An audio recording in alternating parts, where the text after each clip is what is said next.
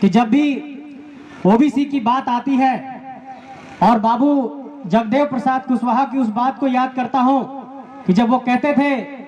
कि इस धन धरती पर भाग 90 भाग हमारा है, 10 का शासन 90 पर, वोट हमारा राज तुम्हारा नहीं चलेगा। मुझे लगता है कि इस नारे को आज से पुनः फिर से बुलंद करने की जरूरत है, तभी इस बात को हम लोग प्रमाणित कर पाएंगे कि किस तरीके से जो 10% की आबादी है वो 90% की आबादी पर एक तरीके से कहीं न कहीं पिछले दरवाजे से शासन कर रही है और अपना अधिकार चला रही है। लेकिन चूंकि झारखंड के परिप्रेक्ष्य में जब बात करते हैं और जब बार बार हम लोग ये नारा लगाते हैं कि जिसकी जितनी संख्या भारी उसकी उतनी हिस्सेदारी, क्या झारखंड के अगर परिप्रेक्ष्य में 7 जिलों पर गौर करिए, वहां पर ओबीसी को आरक्षण शून्य है और सरकार ने यह कह दिया कि जो ईडब्ल्यूएस को 10% का आरक्षण मिला हुआ है उसी में हम ओबीसी को हम काउंट कर लेंगे। क्या यह संवैधानिक तौर पर सही प्रतीत होता है? और एक बात मैं ये कहना चाहता हूं कि 1979 में जब मंडल कमीशन बना और उसके बाद जब 1990 में मंडल कमीशन की सिफारिशों को लागू किया गया, पेश किया गया,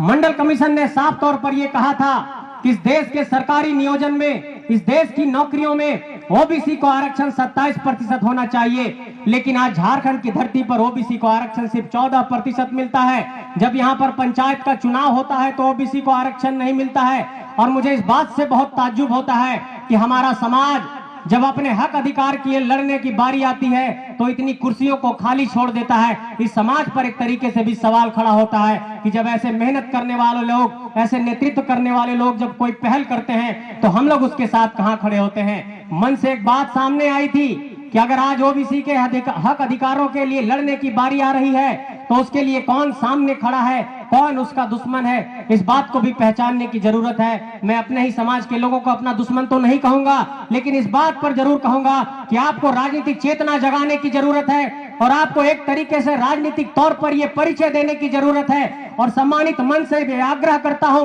कि इस आंदोलन को आगे लेकर के जाना है। और लगातार पिछले 2 सालों से झारखंड में जो आंदोलन हम लोग कर रहे हैं, हम लोगों ने बार बार ये बात कही कि झारखंड में ओबीसी को आरक्षण उसके आबादी के अनुरूप मिलनी चाहिए। आज जातीय जनगणना की बात आती है तो जातीय जनगणना नहीं हो पाती है। अगर आज जब महिला आरक्षण का विधेयक पेश हुआ, जिसको नारी शक्ति वंदन विधेयक कहते हैं, उस नारी शक्ति वंदन विधेयक में आप गौर करिए कि 33% आरक्षण का प्रावधान किया गया, लेकिन उसमें देखिए कि ओबीसी के लिए प्रावधान नहीं है। तो इसलिए मैं ये कहना चाहता हूं कि अगर इस झारखंड की धरती पर अगर ओबीसी अपने हक अधिकार के लिए नहीं लड़े, अगर ओबीसी वर्ग अपने हक अधिकार के लिए अगर सड़कों पर आंदोलन नहीं करेगा, तो एक तरीके से यहाँ पर जो पिछले दरवाजे से इनके हक अधिकारों को कुचलने की साजिश चली जा रही है, वो हम लोग एक तरीके से उसको नहीं हरा पाएंगे।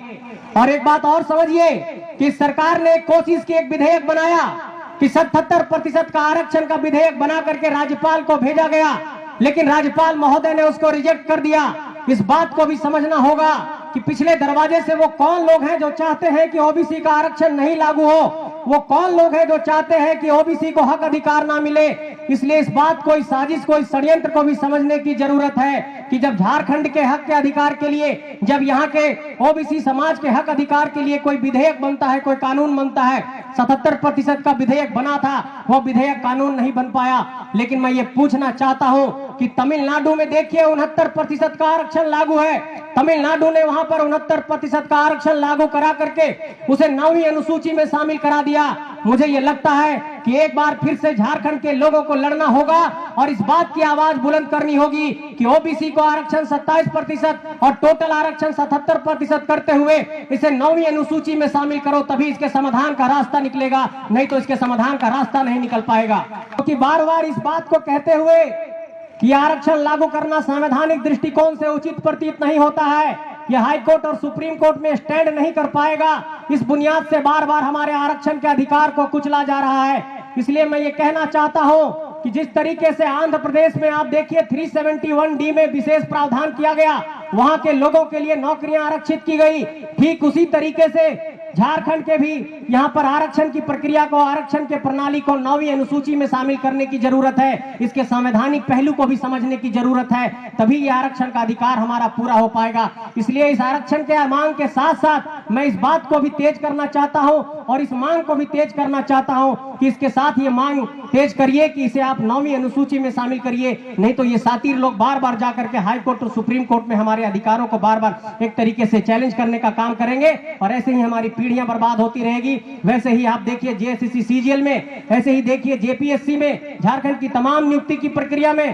पंचायत के चुनाव में, अब आने वाले वक्त में जब नगर पालिका का चुनाव होगा तो हमारा एक तरीके से आपके नौकरी पर हमला हो रहा है, आपके प्रतिनिधित्व पर हमला हो रहा है और इस तरीके से आपके नेतृत्व कौशल को भी कुचल दिया जा रहा है, आपकी लीडरशिप के स्किल को भी कुचल दिया जा रहा है। और ये मैं कहना चाहता हूं कि अगर अपने नेतृत्व के क्षमता को भी नहीं जगा पाए, अगर अपने नौकरियों को भी नहीं बचा पाए, अपनी पीढ़ियों के लिए नौकरियों को नहीं संरक्षित कर पाए, अपने आने वाली पीढ़ियों के लिए अगर आरक्षण का अधिकार नहीं दिला पाए, तो आने वाली पीढ़ियां हमसे ये सवाल करेगी कि जब हमारे हक अधिकार कुछ ले जा रहे थे तब आप कहां थे, तब आपकी लड़ाई कहां थी, तब आप कहां लड़ रहे थे। इसलिए जमीर से ये जवाब आना चाहिए कि जब आपके हक अधिकार को कुचला जा रहा था तो ऐसे ऐसे रणबांकुरे, ऐसे ऐसे समाज के योद्धा, ऐसे ऐसे लोग जो ओबीसी के लिए लड़ने के लिए निकले थे, उन लोगों को हम लोगों ने साथ दिया और ये लड़ाई अगली पंक्ति में आकर के लड़ा। इसलिए मैं ये कहना चाहता हूं कि राजनीतिक तौर पर यह परिचय देने की बारी है, एक तरीके से एक नया परिभाषा गढ़ने की बारी है कि झारखंड में जब ओबीसी के लिए आवाज निकली